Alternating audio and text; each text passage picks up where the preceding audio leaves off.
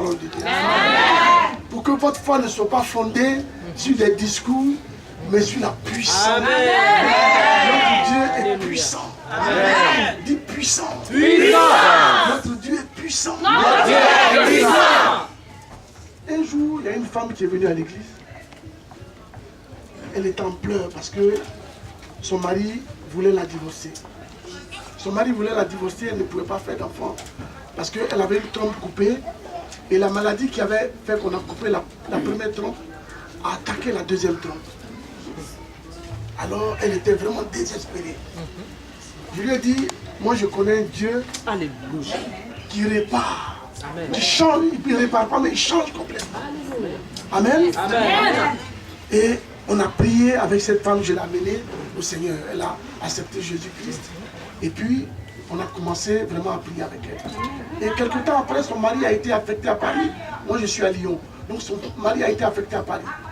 Et tous les jours, elle m'appelait, on restait 1 heure, 2 heures de temps à prier ensemble. Un soir, elle m'a appelé, elle était vraiment désespérée. Je n'avais même pas de mots pour la calmer, tellement elle était désespérée.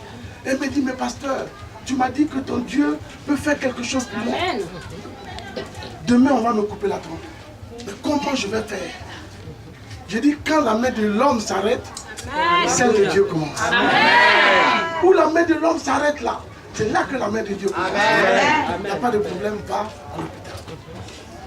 Elle est partie à l'hôpital, elle attendait un bébé de 5 mois. Yes, il y avait un bébé de 5 mois. Amen. Ça, c'est Dieu qui peut le faire. Amen. Amen. Notre Dieu est le Dieu des miracles. Amen. Amen. Un jour, je prêchais comme ça et j'ai fini de prêcher.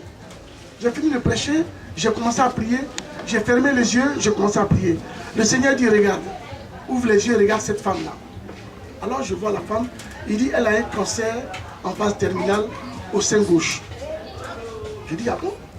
Il dit, oui, il faut que tu pries pour elle. Amen. Alors, je dis, il y a une personne qui est là, qui a un cancer en phase terminale au sein gauche. Personne ne se lève. Le diable me dit, mais tu as menti, tu vois, tu es un menteur. Je dis, c'est toi qui as menti. Tu vas voir la gloire de Dieu. Amen. Je répète encore, je dis, il y a une dame qui est dans la rangée de gauche, qui a un cancer en phase terminale au sein gauche. Personne ne se lève. Je dis, mais Seigneur, tu m'as dit ça. Moi, je suis convaincu que quand tu me dis quelque chose, c'est vrai. Amen. Mais pourquoi il n'y a pas de réaction?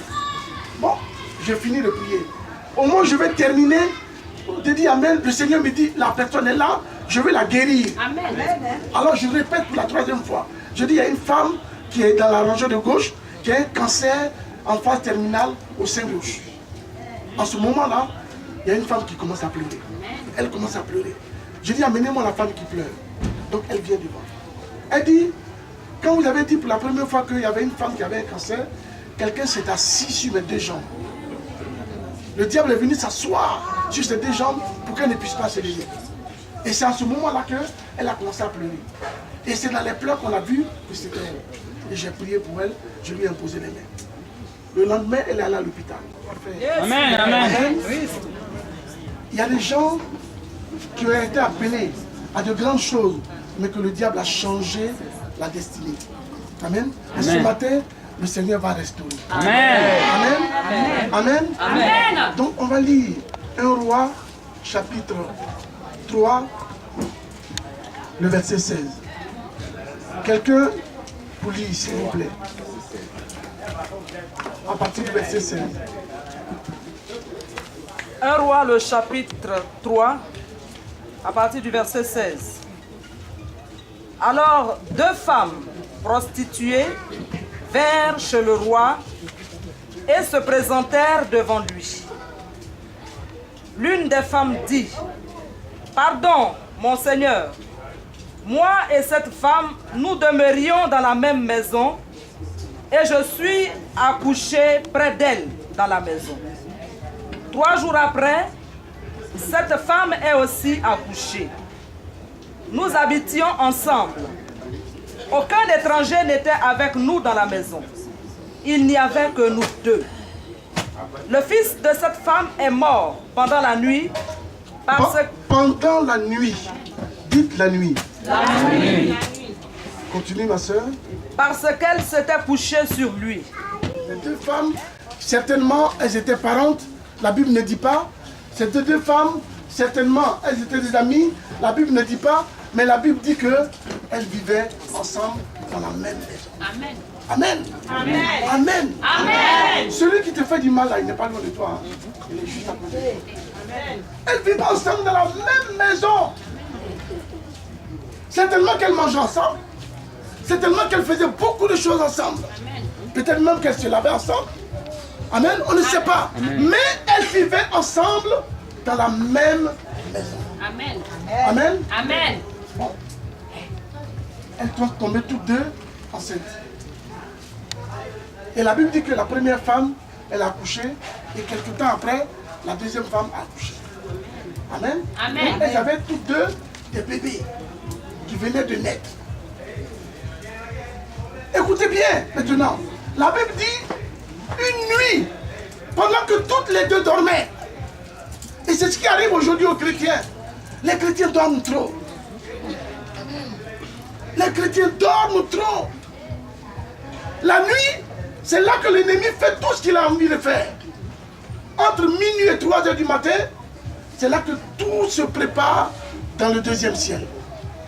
Amen. Amen. Dis à ton ami, dors. Non, faut dormir. Narcisse, dors seulement. Dors.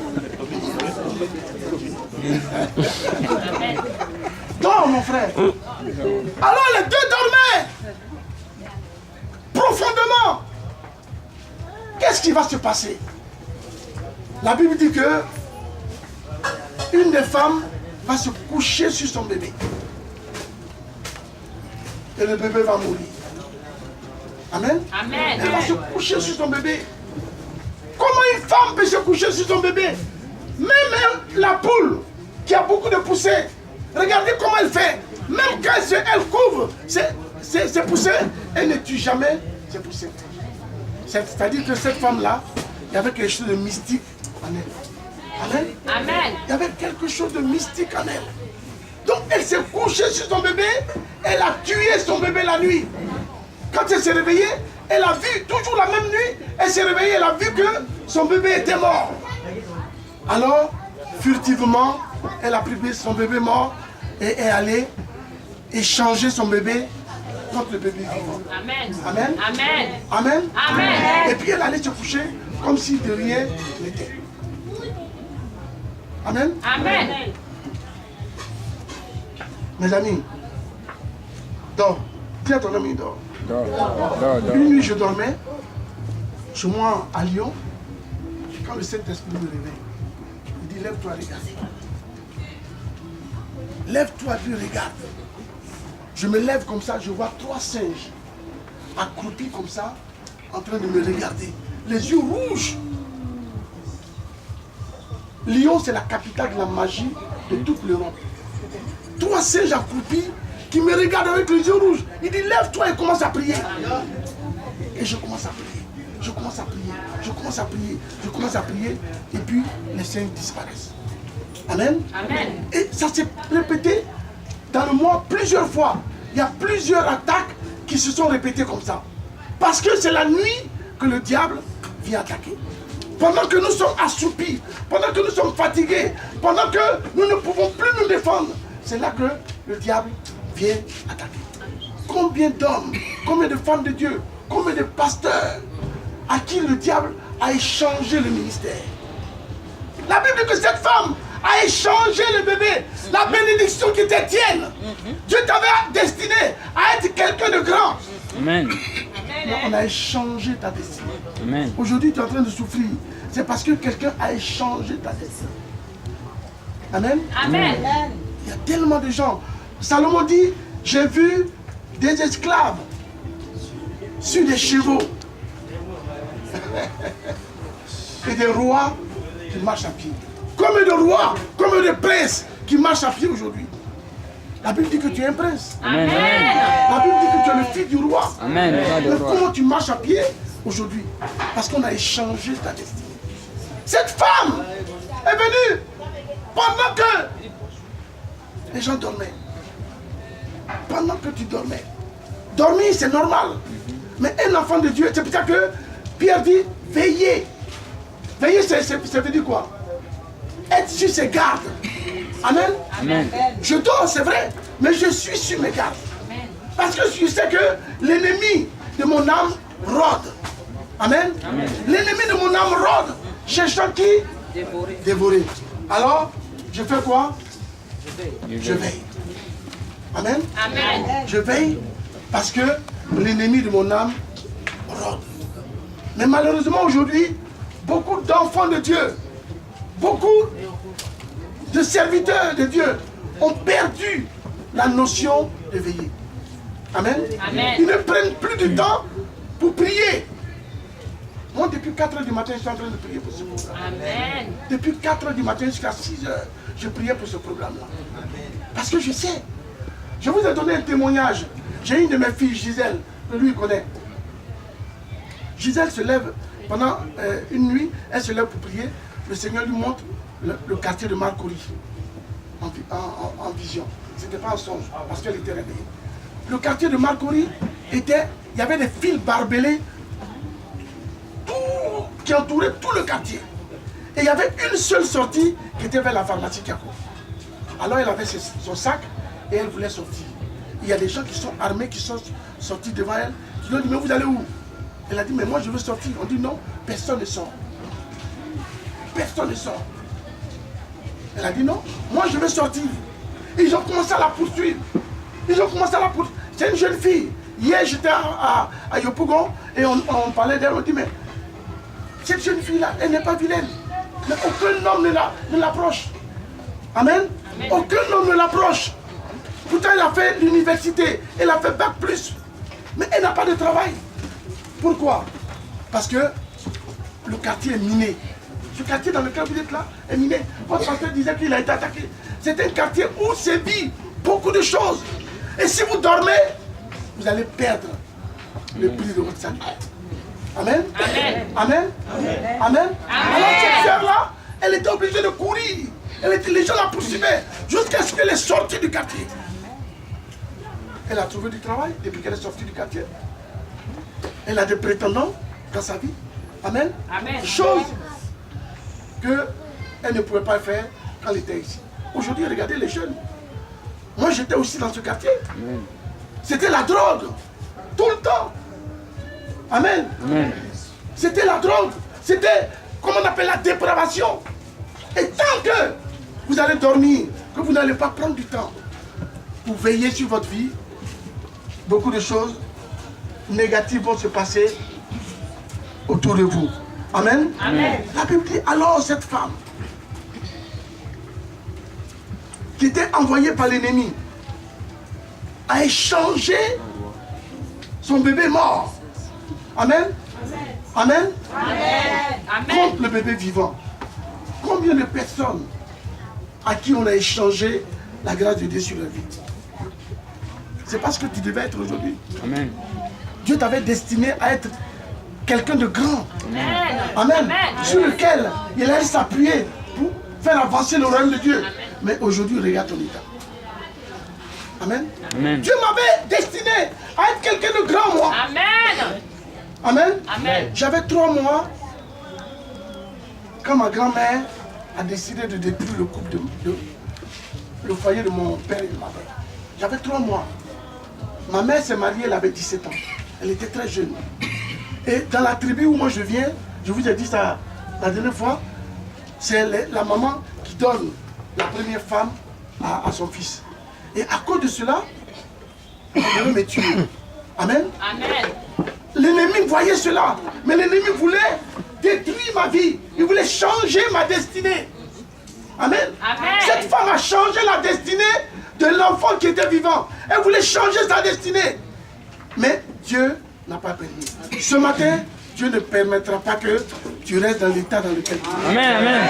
Je suis venu exprès pour que quelque chose change dans ta vie. Peut-être que rien n'a changé dans ta vie depuis que tu sers le Seigneur. Mais aujourd'hui, quelque chose va se passer. Amen. Amen. Amen. Aujourd'hui, quelque chose va se passer. Amen. Amen. Dis à ton ami, quelque chose va se passer. Amen. Amen. Quelque chose va se passer. Parce que si tu suis Dieu, quelque chose doit se passer. Amen. Amen. Quelque chose s'est passé dans ma vie. Amen. Parce que je servais Dieu dans la crainte. Je vous ai dit la dernière fois aussi, ce qui manque aujourd'hui à l'église, c'est la crainte de Dieu. Les gens n'ont plus la crainte de Dieu. Les chrétiens n'ont plus la crainte de Dieu. Ils sortent de l'église. Dès qu'ils sortent de l'église, tu les vois vivre encore dans le péché qu'ils avaient abandonné. Dieu ne peut rien faire pour vous. Amen. Tant que vous ne serez pas des hommes et des femmes consacrés au Seigneur, Dieu ne fera rien pour vous. Amen. Amen. Il y a une bataille qui arrive.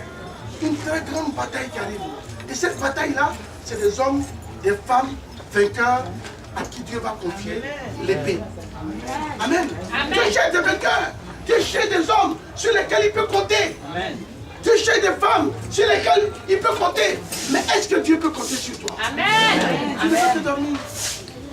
Tu ne fais que t'assoupir. Amen. Amen. Et le diable va venir changer ta destinée. Amen. Amen. Amen. Et ce matin, le Seigneur est venu pour restaurer ta vie. Amen. Amen. Dieu m'a beaucoup parlé de toi cette nuit. Amen. Dieu m'a beaucoup parlé de toi. Amen. Lève-toi. Je ne sais pas pourquoi, mais Dieu m'a beaucoup parlé de toi. Pendant près de 30 minutes, dans mon sommeil, mes yeux étaient sur toi. Le Seigneur dit que ton cœur ne soit pas triste. J'ai vu une grande tristesse dans ton cœur. J'ai vu une grande tristesse dans ton cœur. C'est pour ça que tu ne peux pas donner un plein épanouissement dans cette église. Mais Dieu attend beaucoup de toi dans cette église. Tu comprends? Est-ce que Dieu ne vaut pas plus que des enfants dans ta vie? Est-ce que Dieu ne vaut pas plus? Il m'a dit de te dire, de te consacrer à son œuvre. Consacre-toi avec Dieu. Cherche Dieu, premièrement. Tu comprends? Cherche Dieu. Les femmes de cette église attendent beaucoup de toi. Tu as compris? Tu es la maman de cette église. Maman. C'est toi qui dois tirer les femmes de cette église vers l'avant. Mais à cause de la frustration qui est dans ton cœur, tu t'es assise. Et l'ennemi est en train de gagner du terrain. Il a mis la tristesse dans ton cœur. Il a mis la déception dans ton cœur. Et tu ne peux pas donner ce que Dieu a mis dans ta vie. Tu ne peux pas donner. Tant que la tristesse, tant que la déception est là, tu ne pourras pas donner. Le diable est en train de changer la grâce qu'il a mis en toi au profit de la déception et de la tristesse. Et Dieu m'envoie ce matin te dire qu'il ne t'a pas oublié. Dieu ne t'a pas oublié. Amen. Dieu est le Dieu qui agit en son temps. Amen. Et c'est pas dans cette église vers l'avant. Mais à cause de la frustration qui est dans ton cœur, tu t'es assise. Et l'ennemi est en train de gagner du terrain. Il a mis la tristesse dans ton cœur. Il a mis la déception dans ton cœur. Et tu ne peux pas donner ce que Dieu a mis dans ta vie. Tu ne peux pas donner. Tant que la tristesse, tant que la déception est là, tu ne pourras pas donner. Le diable est en train de changer la grâce qu'il a mis en toi au profit de la déception et de la tristesse. Et Dieu m'envoie ce matin te dire qu'il ne t'a pas oublié. Dieu ne t'a pas oublié. Les captifs de Jésus. Le sang de la terre. Jésus venait pour libérer les captifs. Cette femme était captive. Cette femme était captive. Mais Jésus la libère. Jésus la libère. Parce que Jésus la veut. Parce que Jésus la veut. Parce que Jésus la veut. Pour se servir d'elle. Elle appelle les servants de Dieu. Jésus veut se servir de cette femme. Jésus veut se servir de cette femme. Voilà pourquoi. Voilà pourquoi. Voilà pourquoi. Allez, allez-y. Allez, va-t'en. Allez, va-t'en. Pousse ton cri et va-t'en. Pousse ton cri et va-t'en. Pousse ton cri. Pousse ton cri. Allez, va-t'en. Allez. Allez, va-t'en. Allez. Pousse ton cri. Tu es un voleur. Au nom de Jésus. Tu es un voleur. Au nom de Jésus. Le voleur qui n'est parti à toi. Au nom de Jésus. Cette fois, elle n'est pas partie à toi, elle est partie à Jésus. Elle a mis. Au nom de Jésus. Au nom de Jésus. Seigneur, merci. Merci. Merci. Merci. Je proclame la victoire. Je proclame la victoire dans ta vie. Vous avez de l'huile là? Je proclame la victoire dans ta vie. Regardez-la bien. Dieu va la restaurer. Amen. Dieu va la restaurer. Amen. Dieu retire les gens de la boue. Amen. Dieu les élève. Amen. Dieu va élever cette femme. Socialement, Dieu va l'élever. Au nom de Jésus. Je vois vraiment beaucoup de choses que Dieu va lui donner. Amen. Au niveau matériel, elle va être bénie. Elle va être bénie. Mais ça va être en même temps un piège pour toi. Le Seigneur me dit de te dire que ça peut être un piège pour toi. Alléluia. Seigneur, merci. Amen. Ça va ma soeur? Ça va? Lève-toi. Lève les deux mains. Je remercie le Seigneur. Tout parfait. Il y a encore quelques esprits qui sont là.